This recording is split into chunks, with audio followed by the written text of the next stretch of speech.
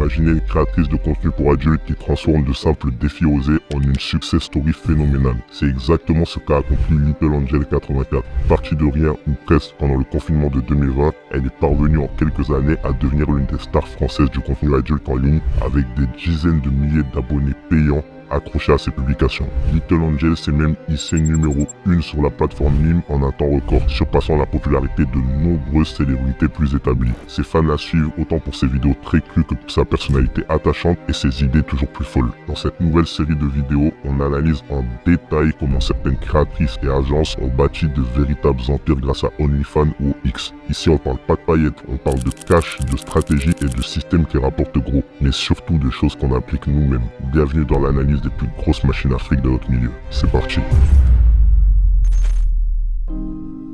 Comment une jeune femme française inconnue du grand public au départ a-t-elle pu monter un véritable empire du divertissement pour adultes en si peu de temps? Quel stratagème a-t-elle mis en place pour se démarquer dans un milieu ultra concurrentiel et monétiser aussi efficacement son image? Aujourd'hui, on va plonger dans l'histoire incroyable de Little Angel 84. Nous verrons comment ses débuts audacieux se sont transformés en une carrière florissante, quelle stratégie marketing elle a déployée pour exploser ses revenus et surtout ce que son parcours peut nous apprendre en tant que manager OnlyFans. Restez bien avec moi car l'itinéraire de Little Angel est riche en surprises et en enseignements que vous ne voudrez surtout pas manquer. Remontons en mars 2020 au tout début de l'aventure. Comme beaucoup de Françaises et Français cloîtrés chez eux pendant le confinement, Little Angel, qui n'était bien sûr pas encore la star qu'on connaît, décide de s'amuser en ligne. Elle découvre la plateforme française Mime, lancée peu de temps avant, dont la popularité explose en parallèle du phénomène mondial OnlyFans. Je vais pas vous réexpliquer le concept derrière ces deux plateformes, mais sachez que c'est dans ce contexte que Little Angel se lance, presque pour le fun au départ.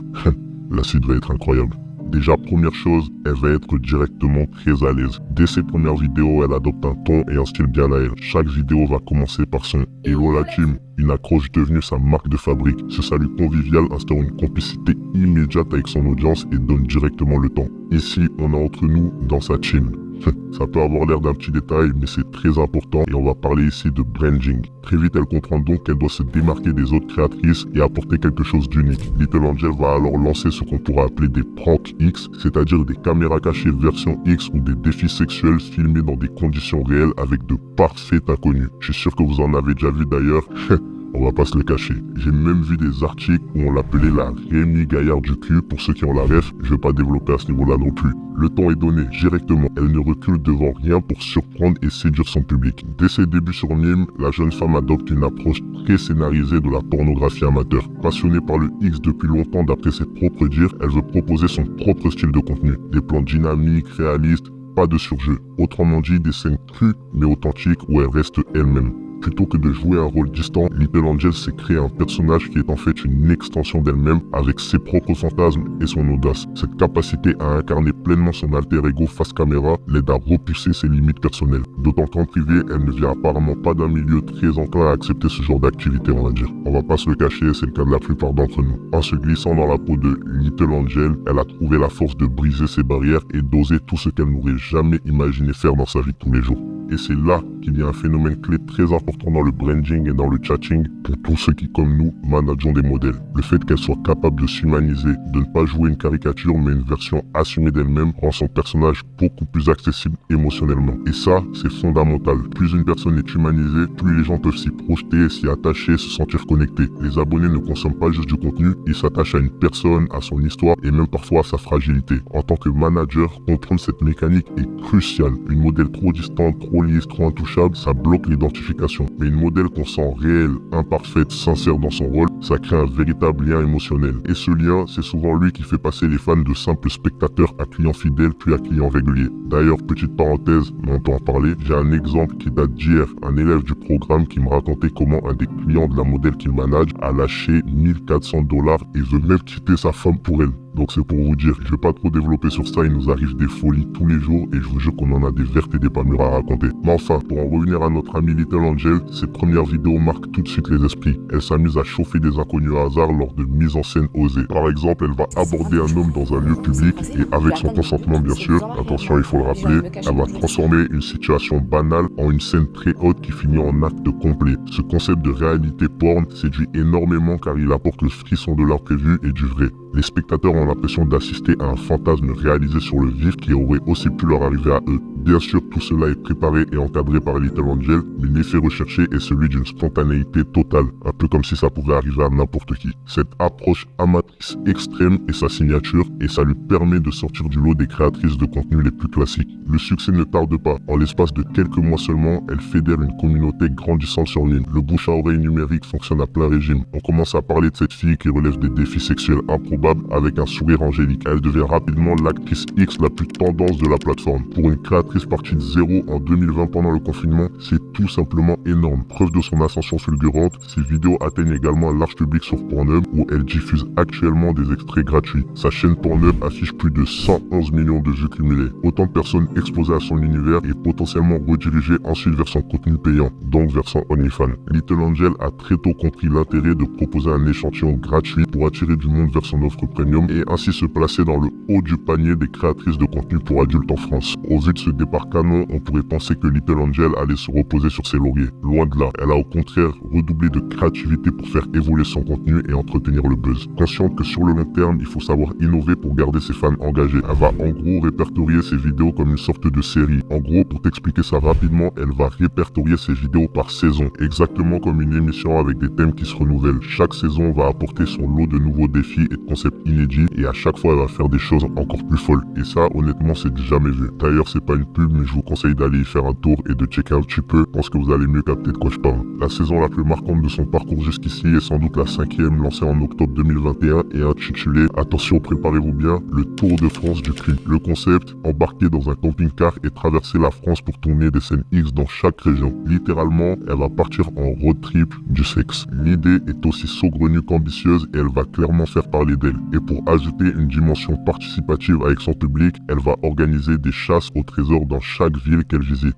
Elle y dissimule de petits cadeaux très coquins que des fans locaux peuvent chercher et trouver. Enfin bref, je vous passe les détails, mais en tout cas c'est très fun. En voilà tout le génie marketing de la démarche. Ses abonnés vivant à proximité sont aux aguets pour participer au jeu. Ceux en ligne suivent ses aventures avec excitation. Et c'est le cas de le dire. Le tout crée une effervescence communautaire autour de son Tour de France, pas comme les autres. Et ça, en tant que manager, c'est une leçon à retenir. Toujours chercher à impliquer les gens, que ce soit les abonnés actuels ou les futurs. Plus tu rends ton audience active, plus tu crées de l'engagement, plus tu fais grimper tes conversions, c'est-à-dire ton argent, ton portefeuille, peu importe comment tu veux l'appeler. Et ça, peu importe la source de trafic que tu utilises. Forte de ce succès et de cette reconnaissance grandissante, Little Angel ne va pas s'arrêter en si bon chemin. Après le Tour de France, elle cherche encore à se renouveler et à surprendre son monde. C'est ainsi qu'est née une autre idée ambitieuse, produire sa propre télé-réalité centrée sur son univers. Oui, vous avez bien entendu. Elle a carrément monté un programme façon Bachelor ou Villa des cœurs brisés, ce que vous voulez, mais en version non censurée. En pratique, dès 2022-2023, elle lance sur ses réseaux un casting pour La Villa de Little Angel, sa nouvelle émission diffusée en ligne et sur abonnement. Le concept, réunir des candidats masculins dans une villa, ajouter quelques tentatrices qui sont bien sûr comme elle, des actrices X, le tout filmé par une équipe professionnelle. Le but c'est quoi? Regardez ce qu'on va qualifier d'interactions très pimentées se dérouler. On n'est plus tout à fait dans du porno amateur classique, on flirte avec la télé-réalité érotique. Les saisons 1 et 2 de la villa ont ainsi été produites par sa propre société de production qu'elle a créée et qu'elle gère elle-même. Sur le site de son studio, on peut d'ailleurs voir à quel point le projet est structuré. Équipe technique, réalisation, montage, elle s'est entourée de professionnels pour donner vie à sa vision et repousser les limites de la production indépendante. Prenez-en de la graine. Plus récemment, début 2025, elle a annoncé une déclinaison de son concept, le chalet de Little Angel. En gros, c'est la même chose, c'est un spin-off. Mais cette fois-ci, c'est à la montagne. Le concept reste le même et c'est tout autant divertissant. Bien sûr, cette montée en puissance s'accompagne de son lot de buzz. Certaines scènes tournées en public lui ont même valu un passage au poste de police. Une anecdote qu'elle raconte aujourd'hui avec humour à ses fans. Ces petits scandales font qu'alimenter sa légende et renforcer l'engagement de sa communauté.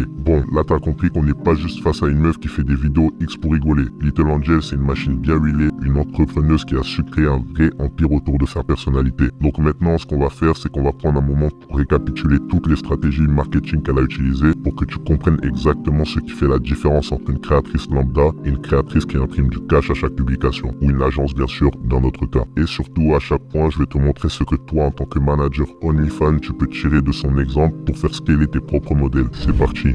Premier point, elle a un branding très fort. Son pseudo est marquant, son intro, comme je vous ai dit au tout début, Hello la team, est devenu culte sur un ton reconnaissant entre mille. Quand tu l'entends, tu la reconnais. Pour ceux qui sont consommateurs, elle a construit un personnage qui est cohérent, accessible et unique. Les gens ne suivent pas juste son contenu, ils s'attachent à son univers, à son style, à sa vibe, tout ce que vous voulez. Et toi, en tant que manager OFM, c'est exactement ce que tu dois chercher à faire avec tes modèles. Tu dois créer un branding clair, une vibe, une énergie, un mood que les fans reconnaissent et ressentent. Faut pas juste poster des news à la chaîne. Faut bâtir un vrai personnage, une vraie ligne éditoriale, une direction. Et surtout t'adapter au profil et à la personnalité de ta modèle. J'ai des élèves qui ont des modèles de toutes niches différentes et qui marchent aussi bien les unes que les autres. De la gothique à la jeune timide et j'en passe. Le but c'est que l'abonné ait l'impression d'entrer dans une bulle, dans un univers. Pas juste pour payer du contenu jetable, qu'en vrai il peut trouver un petit peu partout. Petite parenthèse avant le deuxième point, n'hésite pas à aller voir dans notre bio si tu veux en apprendre beaucoup plus et savoir dans les détails comment fonctionne notre milieu et qui sait peut-être toi aussi réussir avec notre business. Enfin bref, on est reparti.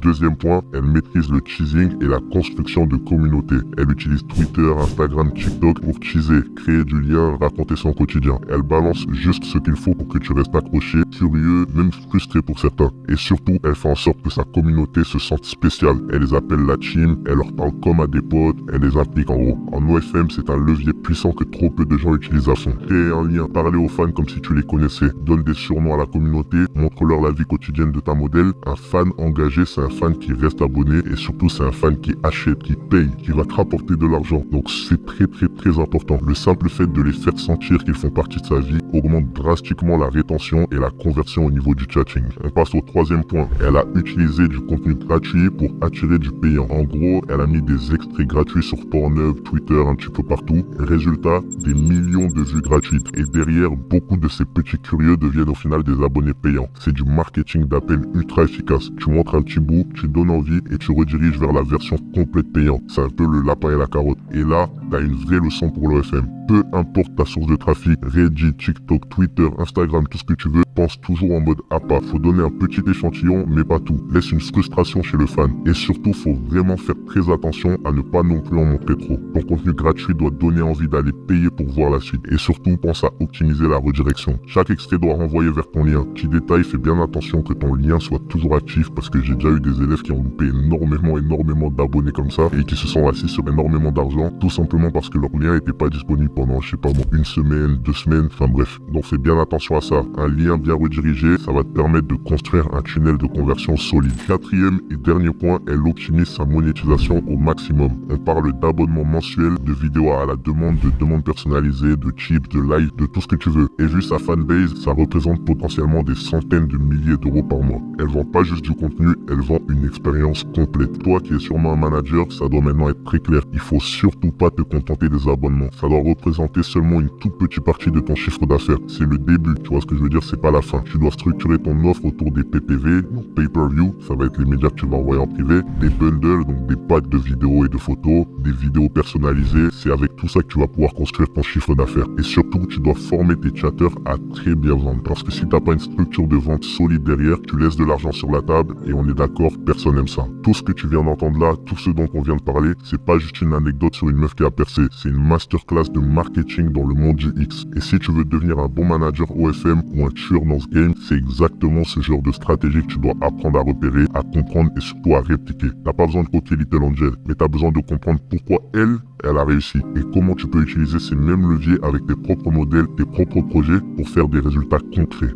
J'espère que l'analyse de cette success story vous a plu et vous aura inspiré, que vous soyez simple curieux, manager OnlyFans ou créatrice de contenu vous-même. Dans le prochain épisode, on va explorer un parcours tout aussi fascinant mais très différent. Donc si ce n'est pas déjà fait, abonne-toi, active la cloche et reste bien connecté à OFM School pour pas louper ça. Et surtout, va checker la bio juste en dessous, tu y trouveras le lien vers notre canal Telegram où on partage encore plus de valeurs, les coulisses, notre quotidien, ce qu'on fait. Il y a des surprises et du contenu qu'on poste nulle part ailleurs. Crois-moi, tu veux être là-bas. Merci d'avoir regardé jusqu'au bout. Dis-moi en commentaire ce que tu as pensé du parcours de Little Angel ou si tu as d'autres créateurs en tête, créatrices que tu aimerais que j'analyse. A très vite pour la suite. Ciao ciao.